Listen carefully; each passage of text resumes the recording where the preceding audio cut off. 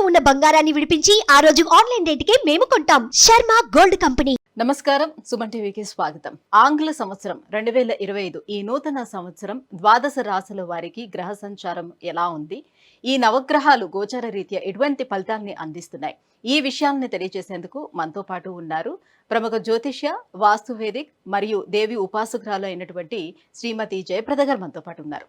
అమ్మని అడిగి మరిన్ని విషయాలు తెలుసుకుందాం. నమస్కారం. నమస్తే అమ్మ. శ్రీమాత్రే నమః. అమ్మ, ఇప్పుడు ఈ నూతన సంవత్సరంలో ద్వాదశ రాశుల వారికి నవగ్రహాల సంచారం ముందుగా ఎలా ఉందో చెప్పి ఎటువంటి ఫలితాలను ఇస్తున్నాయో చెప్పిన తర్వాత మనం ద్వాదశ రాశుల గోచార రీత్యా ఎటువంటి ఫలితాలు అందిస్తున్నాయో తెలుసుకుందాం. తప్పకుండా. అయితే ముందు మీకు మీ చూస్తున్న ప్రేక్షకులందరికీ కూడా నూతన సంవత్సర శుభాకాంక్షలు. ఎందుకంటే మనం రాశి ఫలితాలు ఇవన్నీ చూసుకునేది ఎప్పుడు కొన్ని ఏంటంటే ఉగాది చూసుకుంటాం. సో ద్వాదశ రాశులు తెలుసుకోవాలనే ఉత్సాహం అనేది మనకి ఈ మధ్యకాలంలో ఎక్కువైంది. కానీ పూర్వం అయితే ఈ ఉగాది నుంచి మన ఫలితాలు తెలుసుకోవడం. ఎందుకంటే ఉగాది ఫలితాలు ఎప్పుడు నా దేవాలయంలో తెలుసుకుంటే అక్కడ చదువుకునే ఒక మంచి వేదం చదువుకునే వాళ్ళు, వేద బ్రాహ్మలు వీళ్ళతో చెప్పించేవాళ్ళు ఉగాది పంచాంగ శ్రవణం. ఎందుకంటే వాళ్ళ వాక్కుతో ఒకవేళ మిశ్రమ ఫలితాలు ఉన్నప్పటికీ కూడా ఏం కాదు, బాగుంటుంది, బ్రహ్మాండంగా ఉంటుంది అని అంటే వాళ్ళు చేసే తపస్సు వల్ల, వాళ్ళు చెప్పే మాట వల్ల అది నిజంగానే బ్రహ్మాండంగా ఉండేది. ఈ నమ్మకం అనేది అందరికీ పూర్వం ఉండేది. ఇప్పుడు అందరూ మనం ఇలా చూసుకుంటున్నాం, డిజిటల్లో వచ్చేసాం కనుక రాశి ఫలాలు తెలుసుకుంటున్నాం, ఇలా ఎప్పుడు పడితే అప్పుడు తెలుసుకుంటున్నాం. అయితే ఏంటంటే ఈ మిశ్రమ ఫలితాలు, మంచి ఫలితాలు ఎవరికి బాగున్నా ఎవరికి బాగోపోయినా మనం అందరం ఏంటంటే భగవంతుడి సేవ, భగవంతుడి మీద నమ్మకము, చేసే పనిలో చిత్తశుద్ధి ఉంటే అన్నీ ఆయన కాపాడుతుంటారు. అయితే ఈ ద్వాదశాలు తెలుసుకోవడం అనేది ఏంటంటే ఒక అడ్వాన్స్డ్ సైన్స్ అనమాట. జ్యోతిష్యం అనేది, జ్యోతిష్యం అంటే ఏంటి, జ్యోతి అనేది వెలుగు. మనం వెళ్ళే దారిలో ఏవేవి ముళ్ళు ఉన్నాయి, ఏవేవి ముళ్ళు లేకుండా ఉన్నాయి, బాగుంది బాగాలేదు తెలుసుకోవడానికి మాత్రమే జ్యోతిష్యం. అందుకని మనం ఈ జ్యోతిష్యాన్ని చూసుకోవడం అనేది తెలుస్తుంది. అయితే ఇవి వర్ష ఫలితాలు అంటాం. అంటే వర్ష ఫలితాలు అంటే శని భగవానుడు, గురువు, రాహు, కేతు వీళ్ళందరూ సంవత్సరంన్నరకి అలా మారుతారు. గురువు సంవత్సరం మారితే రాహు కేతులు 18 నెలలకి మారుతారు. శని భగవానుడు 2.5 సంవత్సరాలు మారుతారు. సో ఈ రాశులు మారడం అనేది ప్రతి సంవత్సరం ఏంటంటే గురువు ప్రతి సంవత్సరం మారుతారు. అయితే అప్పుడప్పుడు గురువుతో పాటు రాహు, అప్పుడప్పుడు శని భగవాన్ మారుతూ ఉంటారు. అయితే ఈ సంవత్సరం ఏంటి, 3 గ్రహాలు ఒకేసారి మారుతున్నాయి. ఎందుకు నెలల గ్యాప్లో, రోజుల గ్యాప్లో మారుతున్నాయి. సో అందువల్ల ఏంటంటే ఫలితాలు అందరికీ కాస్త మంచి ఫలితాలు, కాస్త మిశ్రమ ఫలితాలు, కొంచెం ఇబ్బంది పెట్టే ఫలితాలు కూడా కనిపిస్తున్నాయి. ఎందుకంటే ఒకేసారి అన్ని గ్రహాలు మారినప్పుడు ఇలాంటి ఇబ్బందులు జరుగుతుంటాయి. సో అదృష్టం తన్నుకొస్తుంది, అలాగే దురదృష్టం తన్నుకొస్తుంది. అలాంటి ఇబ్బందులు ఈ రాశుల వాళ్ళకి ఈ సంవత్సరం అంతా ఉన్నాయి. సో గురువు మనకి మే నుంచి మారుతున్నారు. శని భగవానుడు మార్చి 30 నుంచి మారుతున్నారు. రాహుకేతువులు మే 21 నుంచి మారుతున్నారు. సో అంటే మే నెలలో 1-2 రోజుల తేడాలో గురువు, రాహు, కేతు ముగ్గురు మారుతున్నారు. మార్చి 30 నుంచి శని భగవానుడు మారుతున్నాడు. ఇలా మారినప్పుడు ఏమవుతుందంటే ఇక్కడ మళ్ళీ శని భగవానుడు మారుతూ ఎవరితో ఉంటున్నాడంటే శని ప్లస్ రాహు కలిసి ఉంటున్నారు ఒకే రాశిలో. అది కాస్తంత కొంచెం ఇబ్బంది ఫలితాలు కొంతమందికి. మీనరాశిలోకి శని ప్రవేశిస్తున్నాడు. శని భగవానుడికి రాహు ఎక్కడైతే మీనరాశి ఉన్నాడో శని భగవాన్ వెళ్ళి దాంట్లో ప్రవేశిస్తున్నారు.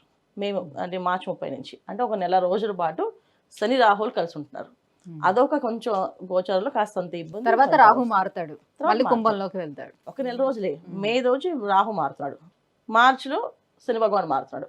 ఈ మార్చి 30 అంటే ఏంటి, ఇక్కడ మనకి 3 నెలల రోజులు, ఏప్రిల్ నుంచి మళ్ళీ మే, అంత పెద్దగా ఉండదు. కాకపోతే ఆ ఉన్న 2 పాపగ్రహాలు ఒకే స్థానంలో ఉండడం వల్ల కాస్తంత ఒక ఊపు ఊపితే అందరినీ కాస్త ఇబ్బంది పడతాయి. కొంతమందిని కష్టపడితే కొంతమందిని మంచి రంగంలోకి లాక్కి వెళ్తాయి. ఇలాంటి సిచ్యువేషన్ జరుగుతుంటే వాళ్ళ జాతకంలో వాళ్ళ జాతక చక్రంలో దశ అంతర్దశలు యోగిస్తున్నాయి అంటే ఇవి 2 కలవడం వల్ల మంచి ఫలితాలు, యోగించట్లేదు ఈ 2 కలవడం వల్ల చెడు ఫలితాలు ఇవి కనిపిస్తున్నాయి అన్నమాట. అది సో మనం చూసుకోవాల్సింది ఏంటంటే ఏ రాశి వాళ్ళు ఏం పరిహారాలు చేసుకోవాలో తెలుసుకుందాం. అమ్మా, ఈ 2025 సంవత్సరం వృశ్చిక రాశి వారికి ఈ గోచార రీత్యా ఎటువంటి ఫలితాలు ఉండబోతున్నాయి? చాలా మంది ఏంటంటే గోచార రీత్యా ఎంతవరకు తీసుకోవాల్సిన అవసరం ఉంటుంది, జాతక రీత్యా ఎంతవరకు తీసుకోవాల్సిన అవసరం ఉంటుంది, ఈ విషయంలో కొంత కన్ఫ్యూజన్ అయితే ఉంటుంది. కేవలం గోచార రీత్యా చూసుకొని చాలా భయపడుతూ ఉంటారు కదా, ఏం చెప్తారు? తప్పకుండా గోచార ఫలితాలు అనేది ఏంటంటే జాతకంలో దశ అంతర్దశలు అవే ముఖ్యం. సో మన జాతకంలో ఏ దశ నడుస్తుందో ఆ దశ బ్రహ్మాండంగా ఉంది అంటే ఖచ్చితంగా బాగుంటుంది. అంత దశ కూడా బాగుంది, అంత దశ బాగాలేదు, అంత దశ చాలా బాగుంది అంటే అవి కూడా బాగుంటాయి. సో వీటితో పాటు గోచార ఫలితాలు తీసుకోవడం ఏంటంటే మనం చేసే వ్యాపారాల్లో, వృత్తిల్లో, బయట తిరిగే మనుషులతోటి అంటే వివిధ రకాల మనుషులతో మాట్లాడుతుంటాం కనుక అందరితో కలిసి మలిసి మనం తిరగాలి, వాళ్ళతో ఉండాలి కనుక ఎటువంటి జాతకులతో మనం కలవాలి, ఎటువంటి వాళ్ళతో మాట్లాడాలి అనేది ఈ గోచర ఫలితాలు నిర్ణయిస్తాయి అనమాట. అంటే ఈ ఫలితాల వల్లే మనం కలుస్తాం. ఈ సంవత్సరం ఈ నెలలో మీకు శుక్రుడు బాగా యోగిస్తాడు అనుకోండి, సో ఈ శుక్రుడు ఒక అనుగ్రహం ఉన్న మనుషులతోటి మనం కలుస్తామట. ఇవి గోచర ఫలితాలు. సో అందుకని గోచర ఫలితాలు చూసుకోమని ఎందుకు చెప్తామంటే మనం చేసే పనులు, వ్యవహారాలు అన్నీ మనుషులతో కలిసి చేస్తాం కనుక చూసుకోవాలి. అయితే జీవితంలో మన మార్పులు బ్రహ్మాండంగా జరుగుతుంది, మార్పు అనేది జరుగుతుంది అనేది జాతకం మీదే ఉంటుంది, మన జన్మ జాతకం మీద ఆధారపడి ఉంటుంది. ఒక వ్యాపారం చేయాలంటే జాతకంలో ఆ వ్యాపారం చేసే యోగం ఉందా లేదా, అసలు వ్యాపారం అర్హత ఉందా లేదా, చేయగలమా లేదా, సో వ్యాపారం చేస్తే మనం వృద్ధిలో వస్తామా రామా, ఇవన్నీ కూడా మన జన్మ జాతకంలో ఉంటాయి, గోచారంలో ఉండవు. అయితే గోచారం చూసుకోవడం ఏంటంటే స్థలం నిర్ణయించడానికి, ఆ వ్యాపారం సంబంధించిన మనుషులతో మాట్లాడడానికి, ఆ మనుషులు మనకి పరస్పరం బాగుండడానికి, దీనికి మాత్రం గోచర ఫలితాలు.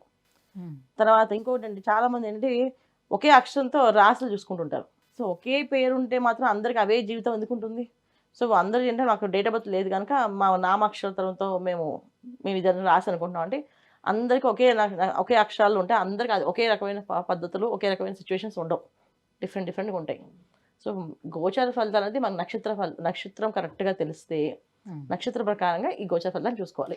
సో వృశ్చిక రాశి వారి విషయానికి వస్తే వీళ్ళు ఎప్పుడు అనుకుంటారు మొన్నటి వరకు ఏలినాటి శని నడిచింది, ఆ తర్వాత అర్ధాష్టమ శని వచ్చింది, అదొక 2.5 సంవత్సరాలు తినేసింది. ఇప్పుడు ఏంటి ఈ 2020 ఏదైనా బాగుంటుందా లేదా మార్పు అని చూస్తున్నారు, ఏం చెప్తారు?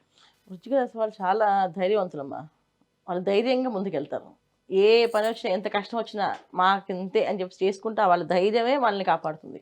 సో వృశ్చిక రాశి వాళ్ళకి ఈ సంవత్సరం కూడా మే వరకు బ్రహ్మాండంగా ఉంది. మే వరకు చాలా బ్రహ్మాండంగా వాళ్ళకి అన్ని అనుకున్న పనులు అనుకున్నట్టుగా, ఎవరైనా కొత్తగా వ్యాపారాలు ప్రారంభించాలనుకున్నా, వివాహాలు చేసుకోవాలనుకున్నా, శుభకార్యాలు ఇంట్లో జరగాలనుకున్నా అందరూ మేలోపు చేసేసుకోవాలి. మే తర్వాత మళ్ళీ మిశ్రమ ఫలితాలు ఉన్నాయి. సో మిశ్రమ ఫలితాలు కాస్త ఆలస్యం, ఆటంకాలు, అడ్డంకులు అన్నీ జరుగుతున్నాయి. సో అందుకనేంటి వాళ్ళు క్రమశిక్షణగా ఉండడము, ఈ పని ఇవాళ అయిపోవాలంటే అయిపోవాలి, కాస్త ఏదో ఒక నామాన్ని జపం చేయడం. వృశ్చిక రాశి వాళ్ళకి ఏంటంటే సేవ చేయడం ఇష్టపడతారు, కానీ దేవుడి దగ్గరికి వెళ్ళాలంటే ఇష్టపడరు.